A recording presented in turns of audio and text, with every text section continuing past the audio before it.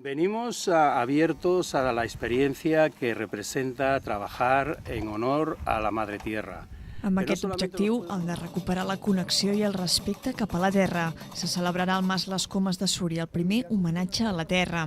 S'ha concebut com un festival multitudinari, amb cabuda per a més de 2.000 persones i activitats per a tothom. La intenció és que sigui un punt de trobada entre les persones que defensen un canvi de mentalitat. L'homenatge a la Terra va dirigit a totes aquelles persones que d'alguna manera ja estan treballant per al canvi, a la nova economia, a la nova educació, la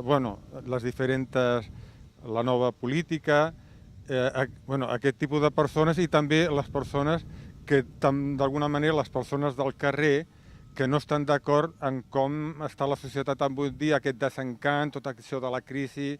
I l'homenatge a la Terra, diguem, és donar-li la volta a aquesta energia de pessimisme, negativa, de crisi, per crear una il·lusió, perquè hi ha una resposta, hi ha una solució a aquesta crisi. Per explicar tot aquest nou fer que cal al món es faran fins a una trentena de xerrades.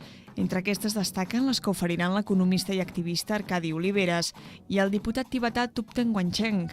A banda, però, es duran a terme moltes altres activitats.